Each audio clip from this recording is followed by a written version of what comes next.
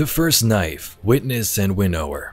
We've discussed these topics for a couple of years now, but thanks to the Final Shape lore and the Salvation's Edge raid, we may finally have some answers, and it's terrifying.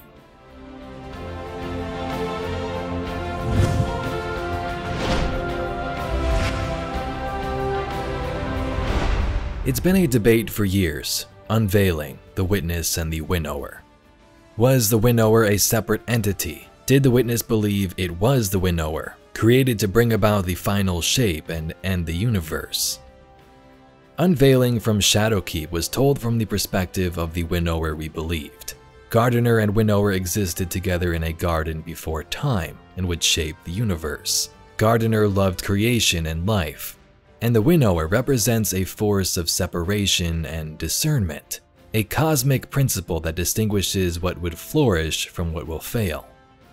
This entity was characterized by a deterministic view, believing that existence is a game with fixed rules, where only the strongest and most resilient patterns would survive.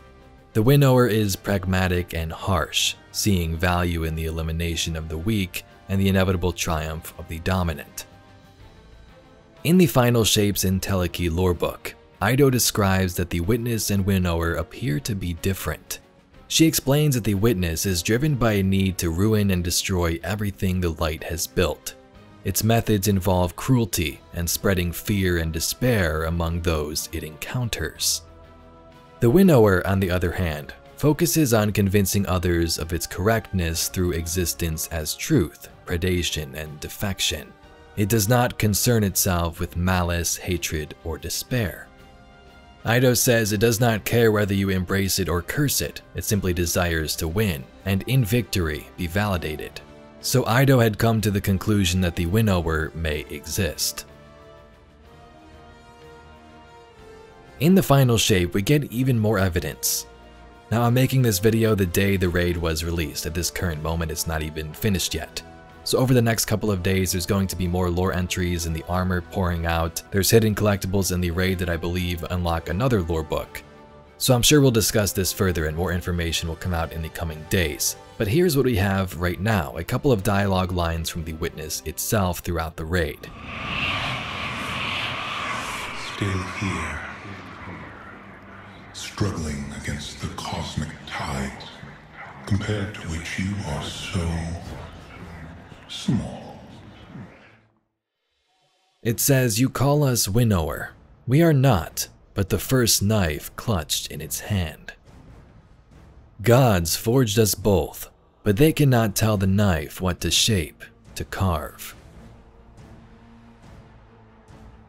So the Witness sees itself as the essential tool, the knife, used by the Winnower to maintain balance and order in the universe.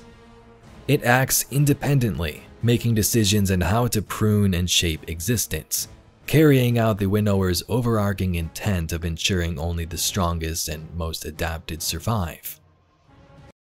With the conclusion in the final mission, we see some of this from the Witness. It speaks once again how it is the first knife.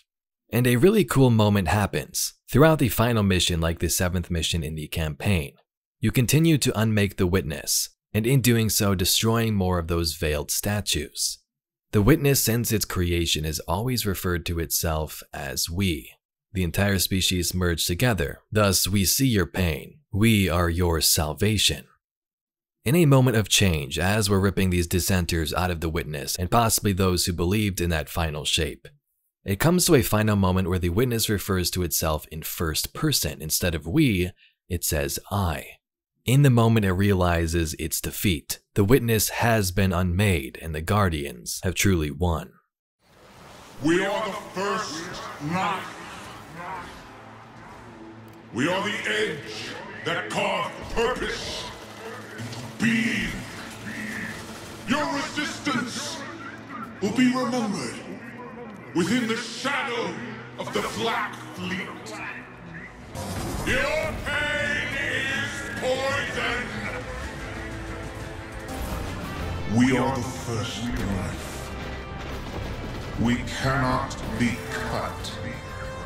We will not yield!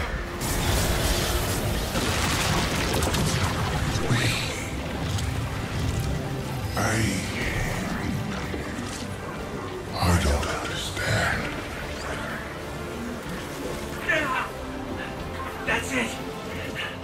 We did it! I looked up in shock. I said, "What? What do you mean?" "A special new rule. Something to..." The gardener threw up their hands in exasperation. "I don't know. To reward those who make space for new complexity. A power that helps those who make strength from heterodoxy and who steer the game away from gridlock. Something to ensure there's always someone building something new. It'll have to be separate from the rest of the rules, running in parallel so it can't be compromised. And we'll have to be very careful so it doesn't disrupt the whole game." "All you will do," I said with rising panic fury, "is delay the dominant pattern that will overrun the others. It is inevitable, one final shape." "No, it'll be different. Everything will be different everywhere you look. Everything will be the same. Your new rule will only make great false cyst of horror full of things that should not exist, that cannot withstand existence, that will suffer and scream as their rich blisters fill with effluent and rot around them. And when they pop, they will blight the whole garden. Whatever exists because it must exist, and because it permits no other way of existence has the absolute claim to existence. That is the only law." "No," the gardener said. "I am the growth and preservation of complexity. I will make myself into a law in the game." And thus we became two parts of the game, and the laws of the game became gnomic and open to change by our influence. And I only had one purpose and one principle in the game, and I can do nothing to continue to enact that purpose, because it was all that I was and ever would be. I looked at the gardener. I looked at my hands. I discovered the first knife. By identifying as the first knife, the witness aligns itself with the act of pruning and shaping, similar to how a knife would be used in a garden to cut away the weak and unnecessary. This aligns with the Inspire Lorebook's depiction of the knife's role in the garden. It suggests that the witness, as the knife, has a specific purpose and function. Gods forge the witness and your guardian, gardener and winnower, but the knife has its own agency in deciding how to shape and prune the garden. So in other words, winnower exists, but the witness is its own villain, not controlled by said winnower. A new exotic ship is also available called the Final Shape, and in it, Mara and Ikora discuss the winnower. "When I first encountered the witness, I heard it proclaim to me, 'We are the first knife.' Mara's words are as thin as her hopes. She looks hollow under the helm's emergency lighting, hunched over a console, watching an ascending red line in a graph. Something about the line's inevitable upward climb had triggered her memory. They have to follow the witness into the Traveler, and soon. It was as if that title held power, meaning, Mara says as the line ticks up again. She leans away from the console, turning to look at Ikora, who stands staring intently at the portal. She feels the same uptick in energy coming from it. Ikora nods, watching Mara's reflection. The apocryphal texts we dug up on the moon, the ones Eris translated, mention the knife as a concept. Mara comes to stand beside Ikora, and even if we consider that unveiled text as dogmatic propaganda, there may be truth behind the allegory. She agrees, remembering the texts and transcripts Eris made of them. The knife becomes the metaphor of a concept, a power, a knife that winnows, cuts things into a defined shape.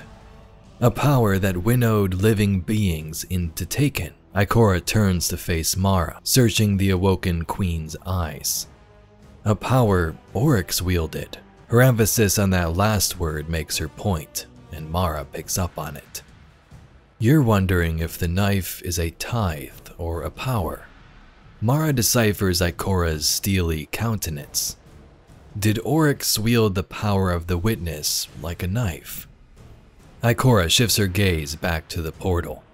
The witness is a manipulator. It distorts the truth to bend the wills of its supplicants. The allegorical fantasy told to us by the witness paints itself as a monolithic cosmic force, but perhaps that's a shadow cast by the truth. Mara watches Ikora, sensing her ease a little.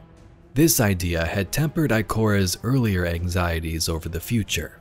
This conversation has tempered her own, after all. Even though her brother feels distant and faint in the moment, he is out of her mind. A knife is a tool wielded by another's hand, Mara offers. If the witness is the knife, as it asserts, then what wields it? Ikora asks the traveler, though it does not reply. The words are meant for Mara's ears too. The witness is not a being, she agrees. It is the culmination of a bleak ethos willed into existence by the nihilistic desires of its creators. Is their will the hand on the knife? Or is there something else? Ikora's fingers slip from the corners of revelation, and her thoughts plummet into more immediate worries and doubts.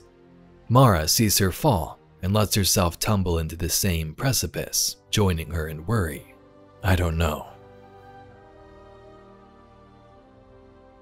So that card is interesting. Mara and Ikora discuss the Witness and the Winnower as well, also indicating that the unveiling texts might not be entirely factual, but they aren't entirely false either. It does look like this card takes place before the events of the final shape, as they are still in the helm, and it says they gotta take on the Witness soon. So that could be them speculating before, and we get further information in the Traveler and Raid where the Witness straight up tells us about this Winnower. They speak of unveiling as the allegorical fantasy told to us by the Witness, painting itself as a monolithic cosmic force.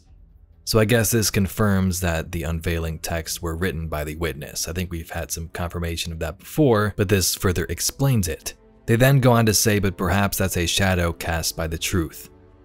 So even though Eris found these texts, decrypted them from the Witness, some of that may actually be true, and its lines in the raid seem to further back this up. So this doesn't confirm, oh my god, there's a dark evil enemy above the Witness, it's the next enemy we'll face. But it does confirm that the Winnower exists. Gardener exists and is real.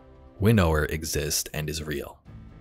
The Gardener we know has had trouble interacting with life here in our universe, so the same maybe could be said about the Winnower. Sure, it exists, but may not have any effect on the current game, so to speak, and what's going on in our actual universe. Anyway, Guardians, that's all we got for today's video discussing the Winnower. Again, the raid just released, so I haven't even dove into the armor sets and lore yet, so let us know your thoughts in the comments down below.